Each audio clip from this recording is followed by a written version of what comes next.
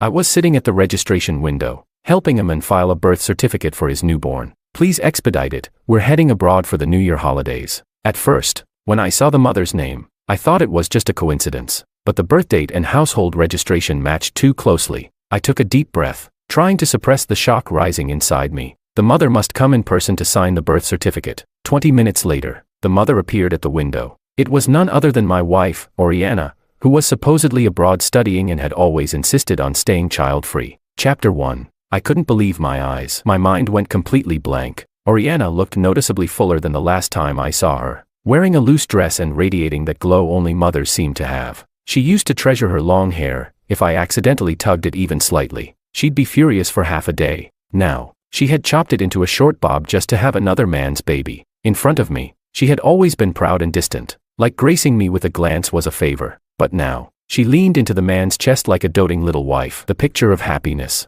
We'd been married for 6 years, and our intimacy was so rare you could count it on one hand. Oriana always kept her distance and made it clear she didn't want children. She was ambitious, and I understood how much pregnancy could affect a woman's career, so I chose to respect her. Last year, Oriana claimed her company was sending her abroad for 2 years of advanced training. I didn't hesitate to support her. I even sold my car to give her some living expenses. Just a few days ago, she sent me a message. Sorry, babe, I have to rush my thesis. I won't be coming back home for the new year. Looking back now, it was all part of the plan. When she finished signing and handed the paperwork through the window, she looked up, right into my cold, furious eyes. Her smile vanished instantly. She spoke awkwardly. Let's keep adult matters between adults. Don't drag the child into this. This is a public space. Whatever you have to say it at home. So she did know how disgraceful this whole thing was. Seeing the line of people behind her, I swallowed my rage and shoved the birth certificate at her. When I got home and opened the door, Oriana and that man were sitting on the couch waiting for me.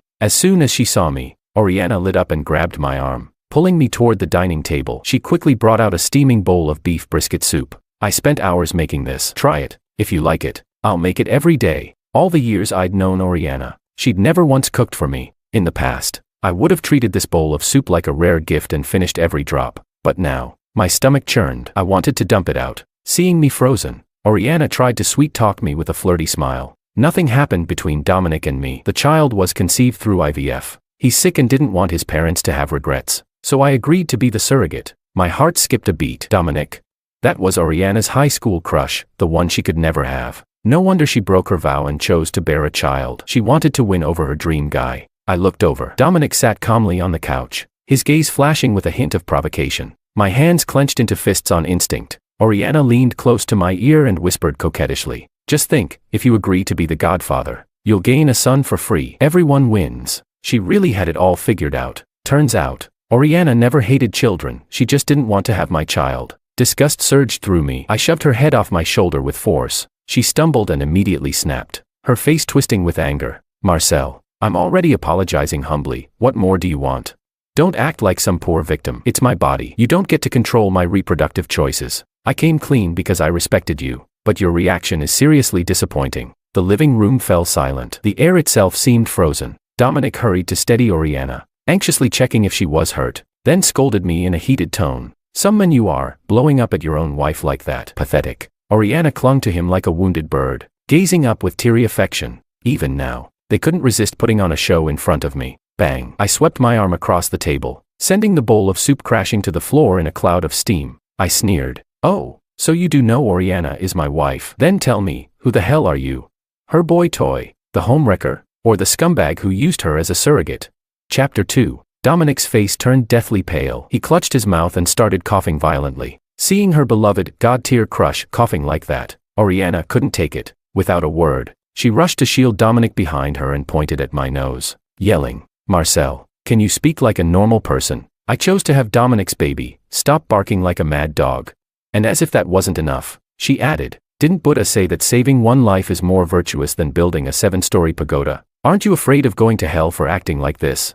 Just to defend Dominic, the woman who didn't even believe in God suddenly invoked Buddha, and even cursed me to hell. A bitter taste welled up in my throat. My wife had another man's child, and somehow I was the villain. In Oriana's eyes, I should be endlessly grateful just for the chance to marry her, never asking for anything more. Backed by my love for her, she had long grown arrogant, spoiled and entitled, always twisting things to make herself the victim. But when all was said and done, I had only myself to blame. I had been pitiful and foolish. Oriana gently patted Dominic's back, eyes filled with worry. I glanced at him. He sipped from his cup with delicate ease, lips curving into a subtle, smug smile. At that moment, everything felt like a joke. I stood up and headed toward the bedroom. On the way, my foot landed on the broken porcelain shards from the bowl I'd shattered earlier. Bright red blood soaked into my white sock, but I didn't feel a thing. I opened a drawer, pulled out an old box of cigarettes, and lit one. Oriana always hated the smell of smoke. This pack had been sitting untouched for years. I took a deep drag. The bitter smoke swirled in my lungs, as if it could somehow dull the ache in my heart. The nicotine numbed my nerves, helping me hold back the rage. Without it, I was afraid I'd do something truly reckless, so I just sat there in silence, letting those two carry on their cozy little love story outside. Suddenly, the door burst open. Oriana walked in, frowning and covering her nose, then snatched the cigarette from my hand and threw it into the toilet. Who said you could smoke? Don't you know I hate the smell? You're doing this on purpose, aren't you? No wonder Dominic's coughing so much. It's all your fault. Her words almost made me laugh. She could even blame this on me. Before I could respond, Dominic deliberately coughed a few more times and said in a peacemaker's tone, Ori, don't be mad. It's fine. I can handle a little coughing. The moment he spoke, Oriana looked even more heartbroken. She rushed to open the windows and air the place out. Then she grabbed a bag from the couch, carefully poured out a few pills, and handed Dominic a glass of water to take them. That kind of tenderness, I'd never seen it from her, not once. A sharp pain shot up from my foot. I looked down and saw the wound was bleeding again. Limping slightly, I walked out, grabbed my car keys, and headed for the door to get stitches at the hospital. Just then, Oriana's voice rang out behind me, dripping with contempt. Marcel, stop acting like a drama queen. Dominic is actually sick, and you're here throwing jealous fits. Have some empathy. He's been taking care of me all year. What's wrong with me taking care of him now? My hand froze on the doorknob. I turned around and locked eyes with her. By that logic, I should be thanking him, I said coldly, for knocking up my wife. That hit a nerve. As if marrying me had been the biggest stain on her life, Oriana completely lost it. She stormed over and started hitting me, punching and slapping with no restraint. Still not satisfied, she raised her stiletto heel and stomped hard on the most vulnerable part of my foot. Ah! My scream shook the air, the searing pain shooting through every nerve in my body. Over the years, whenever Oriana got upset, she never hesitated to hit me, no matter the time or place. Now, after hearing me insult Dominic again, she was beyond furious. She crossed her arms and stared coldly at me, curled up on the floor in pain. Marcel, she said, I expect you to treat Dominic with respect from now on. So what if I had a baby for him? It's just a womb rental. Why are you being so dramatic? Chapter 3. Half an hour after arriving at the hospital, I got 10 stitches in the sole of my foot and was diagnosed with 2 broken toes. 3 days in the hospital, Oriana didn't call even once. Before I even opened the door at home, I heard the sound of a baby crying. As I stepped into the house, what greeted me was a picture-perfect family of 3. Oriana turned to look at me, her smile freezing mid-expression. Oh, you still remember this is your home? I thought you died somewhere. Dominic walked up with the baby in his arms, smiling as he introduced, Sweetie, this is your godfather. When you grow up, you need to thank him properly. He dragged out that last sentence, his smugness practically dripping from every word. I glanced at the baby. The features were practically a carbon copy of Oriana's. I said nothing, just stared at Oriana. She looked unbothered, even annoyed. You didn't spend a dime or lift a finger, yet you're still acting like a victim. If it weren't for Dominic, you'd probably rot in a nursing home with no one to send you off when you die. Hearing her twisted sense of logic made me feel like I'd swallowed a fly. Disgust rose in waves. She was the one who insisted on staying child-free. How was this suddenly my fault? Without a word, Dominic shoved the baby into my arms. Come on, let Godfather hold you. We're all one big family now, aren't we? Idiot. I reached out to push him away, but he mistook it as me accepting the baby. As the baby slipped downward, Oriana lunged forward just in time to catch him. The baby burst into loud wails, while I hit the floor, groaning in pain. Oriana let out a breath of relief, then turned to me in fury. You heartless bastard, it's just a baby. Were you really trying to kill him? If anything happens to my son, I swear I won't let you off. I sat on the ground in cold sweat, clutching my throbbing foot. Oriana didn't even spare me a glance. She was busy doting on the child she had with another man, and for the first time, I felt relieved. Thank God we never had a child together. If she hated me so much, how could I ever expect her to love my child? This kind of rejection and pain, I'd rather bear it alone than involve an innocent life. I dragged my injured leg into the bedroom, refusing to face the disgusting couple outside. Lying in bed, I mindlessly scrolled through social media. The algorithm suddenly pushed a photo of Oriana and her family of 3. I tapped it. Sure enough, it was her account. The dream guy I couldn't have when I was young, I've recreated him now. Within minutes, her friends were flooding the comments. Oh my god, your husband is so handsome. He looks just like our high school heartthrob, Dominic. This is literal fairy tale love. After all those twists and turns, you two ended up together. Oriana didn't deny it. She even liked that comment and responded with a blushing emoji. Choosing a high-quality baby daddy is the real meaning of motherhood. Ori chased Dominic for so long, who would have thought? Now she's got his child. They say you never get over what you couldn't have when you were young, especially if it's a person. Everyone around her seemed thrilled to watch her fulfill her fantasy. Everyone except me. None of those friends had even met me, except her bestie, Elise. Sure enough, Elise chimed in right on cue with a not-so-subtle jab. A toad can never compare to a white horse prince. Hurry up and marry him, sis.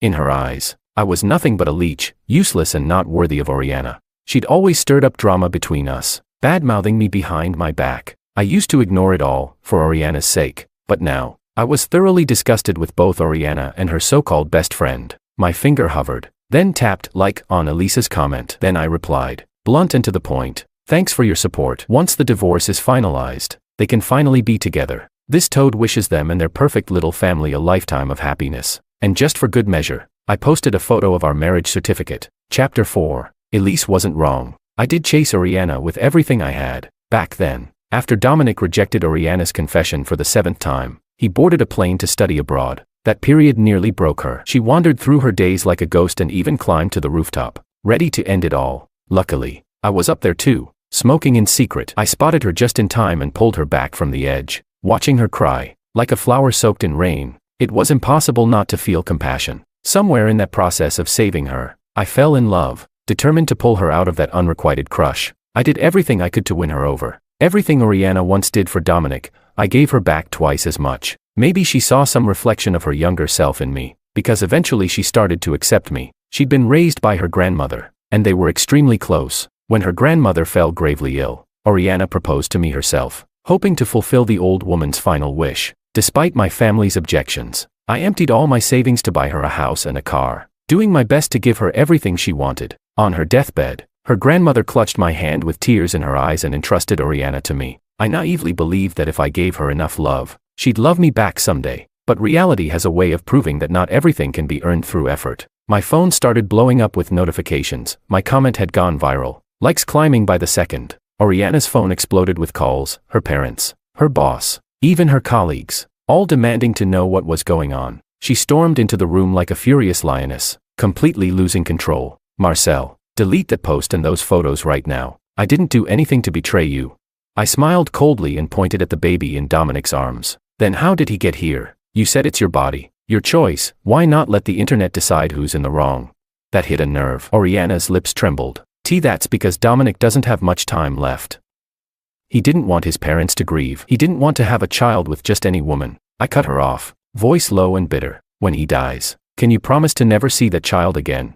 Even now, knowing she loved someone else, I still clung to the fantasy that we could stay together. I'd already stepped back 1,000 paces, yet she hadn't taken even one toward me. Tears welled up in her eyes, her voice breaking as she failed to respond. I looked at her quietly for a long moment, then said the words slowly, one by one. Oriana, let's get a divorce. She had been drowning in sadness, but now her eyes turned bloodshot, and she glared at me in fury, her voice trembling with rage. Dominic is dying. Can't you have a shred of sympathy? Why must you force me into a corner? All I did was lend my body. I never cheated on you. Is that really worth a divorce? You call yourself a man. You're so petty it's pathetic. Even now, she still thought this was a small matter. She truly couldn't understand why I was making such a big deal of it. I didn't respond. After a long pause, Oriana suddenly seemed to reach a decision. Her brows relaxed slightly, and she bit her lip as if gathering courage. If you really care that much about having a child, once I recover, I'll give you one too. That way our kids can grow up together. I felt a crushing exhaustion. When I'd begged her countless times to start a family, she had always refused flat out, saying she wanted to stay child-free forever. But now, just to defend Dominic, she was willing to trade her womb for my silence. I gave a bitter smile. I don't want that anymore. Oriana snapped, screaming hysterically. I'm willing to sacrifice my body and have multiple kids for you, Marcel. Don't be so greedy. So, having a child for another man made her a saint, but giving one to her husband was some kind of unbearable burden. Without hesitation, I told her, "Let's just end this peacefully." She scoffed through her nose, her tone turning cold and threatening. "Fine, just don't come crawling back like a dog, begging for forgiveness, begging. We'll see who ends up begging who." Chapter 5. In the end, marriage left us with only two roles, the defendant and the plaintiff. It took me 6 years to realize I had lost this marriage completely and irreversibly. Back when we got married, I put the house under Oriana's name to give her a sense of security. I even added the cars. Never did I expect that one day in court, Oriana would cry crocodile tears and accuse me of domestic violence. She edited footage from our living room camera, cutting out everything except the moment I pushed her and she hit the shoe cabinet. She even kept the part where I accidentally nearly dropped the baby while facing away from the camera. Dominic, acting as a witness, straight up fabricated a narrative that painted me as a dangerous, abusive husband. Watching how smoothly they coordinated their lies in court, it was clear they had rehearsed it. I knew then I had walked into a trap. Everything had been orchestrated by Oriana, just to make sure I walked away from the marriage with nothing. They plotted every step while I stood there blindsided, humiliated, and helpless. After the divorce papers were finalized, I just wanted to go home, pack my things, and leave this cesspool behind. But as I was about to step out, I ran into Oriana and Dominic returning home, hand in hand. I chose to walk right past them, dragging my suitcase toward the door. Oriana suddenly slammed her hand on the suitcase and spat something that made my blood run cold. "Open it. I need to check you didn't steal anything from me." Before I could even respond, she unzipped it herself and dumped everything onto the floor. Then, a small wooden jewelry box slid out. It was my mother's heirloom, a jade bracelet she left behind. Oriana lunged forward and snatched it before I could react, shouting, "Isn't this the bracelet you gave me when we got married?" "Wow, Marcel, you're still trying to steal from me. Disgusting. That bracelet was meant for my future daughter-in-law, my mother's dying wish. Now that we were divorced, Oriana didn't deserve it." Seeing her greedy, entitled face, I raised my hand and slapped her hard. "That's my mother's keepsake. Give it back. You don't deserve to touch it, you vile woman. You can keep the house, the cars, I don't care. But this, you will not take from me." Oriana held her cheek, eyes wide with disbelief. Then, a venomous glint appeared in her eyes. Clutching the bracelet tightly, she let out a sinister laugh. "What's given is given. You don't get to take it back. If it's your mother's, then let her have it in the afterlife." And with that, she hurled the bracelet out the window. It traced a perfect arc before plunging from the 16th floor. A sharp, unmistakable sound of shattering echoed through the quiet complex. Oriana covered her mouth and let out a high-pitched, cackling laugh. Rage surged through my veins. I grabbed her wrist, unable to hold back anymore. "You psycho. Do you really think I'm afraid of you?" Suddenly, a blinding pain exploded at the back of my head. Warm liquid soaked through my collar. The room spun violently. Dominic stood behind me, face twisted in a sneer, holding a fire extinguisher, still stained with blood. "So much for a dying man," he hit like a weightlifter. "Dominic, you scared me to death." The look in his eyes, he was going to kill me. Oriana dove into Dominic's arms like a startled rabbit, faking tears and clinging to him as though she were the victim. I held my throbbing head, bile rising in my throat, and collapsed onto the floor, gasping for breath. Dominic shook his head slowly, his gaze dripping with scorn. "What are you scared of? Guys like him, nothing but bark and no bite. If he keeps pushing, I'll just smash his skull next time. Let him reunite with his dead mommy." Their laughter rang in my ears, followed by the deafening slam of the door. Just before I passed out, I saw a slender figure rushing over. It was the new neighbor from next door. She knelt beside me, stopping the bleeding and dialing for an ambulance. "Don't fall asleep. The ambulance is almost here. Just hang in there." Her voice was like music, gently pulling me back from the edge of death. After surgery, I stared at the medical bill in silence and had no choice but to call my older brother. His furious yelling exploded through the speaker. "You deserve it. That manipulative witch never loved you. You gave up the entire Chan group for her. I should have taken you to get your head checked." He wasn't wrong. I had brought this on myself, back then, to accept Oriana's sudden marriage proposal. I cancelled the family-arranged engagement and gave up my status as heir. My brother had tried to talk sense into me, even uncovered proof that Oriana was still in close contact with Dominic. But I, love-drunk and delusional, ignored it all, boasting that I'd make her fall in love with me. And now, beaten half to death, broke, and without even enough money for hospital bills. I get it now, big bro. From now on, I'll do whatever you say. Good. Then get back here, and your place as heir will be waiting. Chapter 6. I saw Oriana again 3 months later, at a real estate sales center. She was clinging sweetly to Dominic's arm, whispering with him in front of a housing model display. When Oriana looked up and saw me, her face stiffened noticeably, and she quickly averted her gaze. Dominic noticed the shift in her demeanor and turned. locking eyes with me. Well, couldn't hold your job at the certificate office, so now you're selling real estate. He smirked. With that sharp tongue of yours, you'd starve to death as a salesperson. All bark, no charm. Funny, he used to look like he was dying. Now he looked healthier than ever, with a glow on his face and a bounce in his step. Oriana let out a fake little cough, then said in a condescending tone, "We're looking to upgrade to a bigger place. Got anything to recommend?"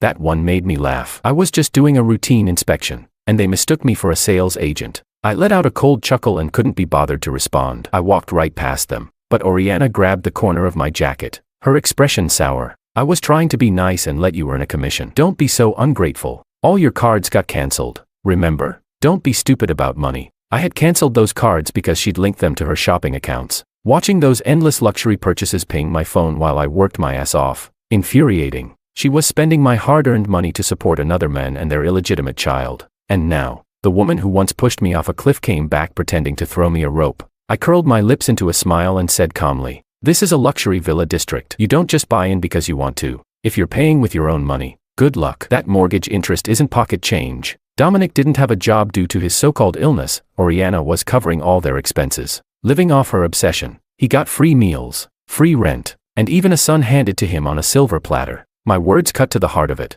mocking him for being a freeloading parasite. His face darkened instantly, storm clouds gathering in his eyes. Oriana stiffened, then erupted with hostility. "Who do you think you are? Looking down on people like that? Don't project your failures onto us. I will be buying this house. Dominic needs a place with lots of greenery and good air. It's for his health." Dominic looked at her with a smile, and gently tucked a loose strand of her hair behind her ear. That's when I noticed the green Submariner watch on his wrist. The memory came flooding back. Last Valentine's Day, I'd found that very watch in Oriana's bag and thought it was a gift for me. Ecstatic, I tried it on, only for her to snatch it away and snap. "Who said you could touch my stuff? You couldn't afford this watch even if you sold your kidney."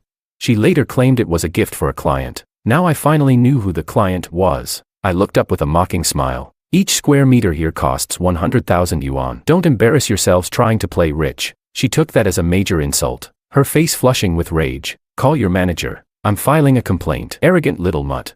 "I tried to help you, but no, fine. You want to be punished instead of praised." Her voice grew louder, laced with venom, attracting attention from all around. Soon, the sales manager came rushing over. "Hello. I'm the manager here. Is there something I can help with?" Oriana jabbed her finger toward me and launched into a tirade. "This so-called professional has no manners at all. He insulted us, treated us with contempt, absolutely disgusting. I want a formal apology. Better yet, I want him fired." The manager turned to look at me, and his expression shifted wildly. He stood stunned for a moment before finally stammering, Mr. Chan, if I'd known you were coming, I would have personally come out to welcome you." The look on Oriana and Dominic's faces twisted into something indescribable. That moment brought an indescribable rush of satisfaction. I gave a small smile, raised my hand, and gently pointed toward Oriana. "Kindly escort them off the premises. And from now on, no property under the Chan Group is to have any dealings with these two. 80% of the residential projects in this city belong to the Chan Group. They would never find a better home again." Chapter 7. My secretary called to say a woman named Oriana wanted to see me. Human nature is pathetic. We only obsess over what we can't get or what we've already lost. Everything else feels disposable. Security brought her to my office door. She stood outside for a full hour before I let her in. We'd been married for 6 years, and it was always me waiting on her. It was time she tasted that same feeling. Oriana stood in front of me, her eyes dull and uncertain, voice timid. "Marcel, was it you who got me fired from the company?" Now that she knew who I really was, the arrogance was gone. If this were the old Oriana, she would have charged in and slapped me without warning. Over the years, her smooth climb in the company had a lot more to do with my behind-the-scenes support than her own ability. Even though I'd given up my heir status at the time, the old connection still held weight in the business world. The help I gave her in secret only inflated her ego, made her think she was some kind of genius at her job, and now, she thought I was just a real estate agent and tried to sabotage me.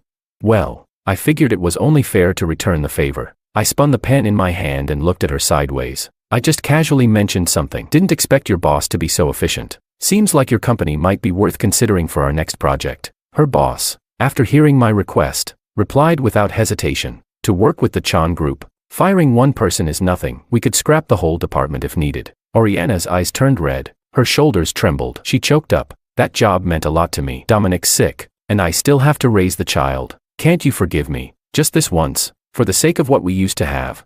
The way she sobbed reminded me of the rooftop scene years ago, when she tried to jump over Dominic. Even when her grandmother passed away, she hadn't cried like this. I rubbed my chin and bent down slightly, staring into her face, lowering my voice. What we used to have? You mean secretly having another man's child behind my back, smashing my mother's heirloom, or accusing me of domestic violence in court? Funny, Oriana. Just a few days without seeing me, and now you're begging like a stray dog. The once proud and untouchable Oriana, reduced to this pathetic state. She was probably drowning in regret. For the first time in a long while, the pressure in my chest lifted. It was like karma had finally come full circle. Oriana stood frozen, fury in her eyes but too afraid to speak. Now she was like a toothless wolf. No matter how hard she snapped, she couldn't hurt anyone anymore. Suddenly, she let out a strange, hysterical laugh. You always say I lied to you, but the truth is you lied first. You were a rich heir to the Chan Group and pretended to be poor when we got married. You never trusted me. I didn't bother explaining. There was no point anymore. Instead, I turned, pulled a stack of photos from a cabinet, and tossed them in front of her. You think Dominic didn't lie to you? Open your eyes and take a good look. The photos showed Dominic partying in a gay bar overseas, engaging in things that couldn't be unseen. I'd hired a private investigator recently, and what he found turned out to be a bonus surprise. Dominic didn't even like women, but because his family insisted on continuing the bloodline, he chose Oriana as the vessel. He played the long game, used guilt and fake illness to make her willingly offer up her womb. Once everything was in place, he planned to fake his death and return abroad to live happily ever after with his boyfriend. I hit play on a recording. Dominic's voice came through clearly, talking to his lover. To have a kid, I have to pretend to be affectionate with that woman. It's so disgusting. You don't know how many times I've thrown up in the bathroom after kissing her. I have to brush my teeth over and over. In a few days, I'll trick her into giving me more money for a fake surgery. I'll use it to buy you those limited edition sneakers. Oriana collapsed to the floor, eyes wide and hollow. She looked like a shell, an empty body robbed of its soul. The men she had loved for years had been lying to her the entire time. Chapter 8. Once I cut ties with all that toxicity, my life began to change for the better. I started clocking in at work on time every day and resumed my evening finance courses. I'd wasted too many years in a daze. Now, when it came to operations and decision-making, my brain could hardly keep up. To prepare me for succession, my older brother began assigning me all kinds of tasks. Suddenly, a cup of coffee appeared in front of me. I looked up and met Rebecca's worried gaze. Marcel Chan, your brain just got stitched up. If you push yourself like this again, what if it tears open? Funny how fate works. My neighbor who saved me that night turned out to be none other than the CFO of Chan Group. The moment she brought me a monthly financial report to sign, we instantly recognized each other. Some things are just meant to be. Rebecca had been headhunted by my brother with a generous offer. Not long after joining, she exposed several corrupt employees in the company. To outsiders, she was the definition of icy competence, decisive, no nonsense. Even my brother respected her deeply, but in front of me, she turned into a fussy, endearing girl next door. I rubbed my eyes, took a sip of the coffee, and grinned playfully, getting to drink a cup personally brewed by Supervisor Sue. Totally worth dying from overwork. Her cheeks flushed red, and she pouted before twisting my arm gently. Such a sweet talker. Do you ever act like a CEO? I brought you lunch. Eat first, then work. She pulled out a delicate lunchbox from behind her and opened it. Inside was my favorite, beef brisket rice. I took a bite. It was homemade. I'd often smelled this delicious aroma from outside her apartment door. Finally, I got to try it. Rebecca sat on the sofa, watching me eat with hesitant eyes. After a long silence, she finally said, I need to take some time off. I'm moving. I paused. Didn't you just move? Why so soon? Because there was a murder in the building a few days ago. It gives me the creeps. My chopsticks froze midair. Complicated emotions stirred in my chest. Not long ago, I saw messages in the neighborhood chat. Incident at Unit 1606, female owner attacked her boyfriend with a knife. Word is, his equipment got cut clean off. God, she was always cold and distant. Who knew she could be so brutal? After Oriana found out about Dominic's deception, she didn't lash out immediately. Instead, she kept taking care of him as usual, quietly, patiently. She truly believed that if she just gave enough, Dominic would change for her. That desperate devotion reminded me of how I once was with her. But Dominic didn't just take advantage of her love, he even flew his boyfriend back from abroad. While Oriana was at work, the two of them hooked up in their bed. She saw the whole thing on the live home monitor and rushed back to confront him. Instead of apologizing, Dominic shielded his lover and hit Oriana. He even screamed, "You disgusting woman, have you looked at your body lately? I should get praised for touching you. All these years, you've been clinging to me like some obsessive simp. Anyone else would have dumped you ages ago." That was the last straw. Oriana grabbed a kitchen knife and brought it down hard. Blood gushed from Dominic's groin. He was rushed to the hospital but died from blood loss. Oriana was sentenced to 10 years for intentional assault. The child was handed over to Dominic's parents. Seeing me fall silent, Rebecca quickly lowered her voice. I'm sorry, Marcel. I didn't mean to bring it up. Before she could finish, I interrupted her. Have you found a new place yet?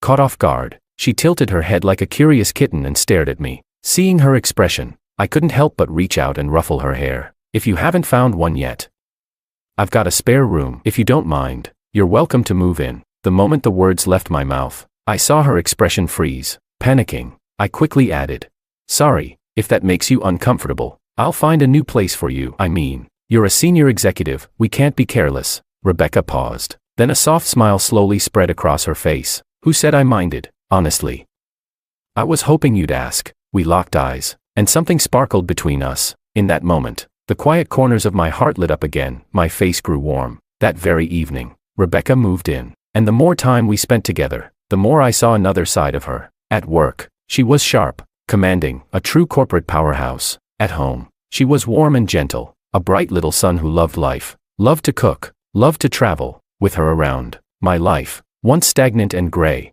was suddenly full of light and possibility. On her birthday, I knelt down with flowers in hand and confessed my feelings. Tears welled up in her eyes as she nodded through her smile. That's when I finally understood, mutual love, not one-sided devotion, is what makes a relationship worth having.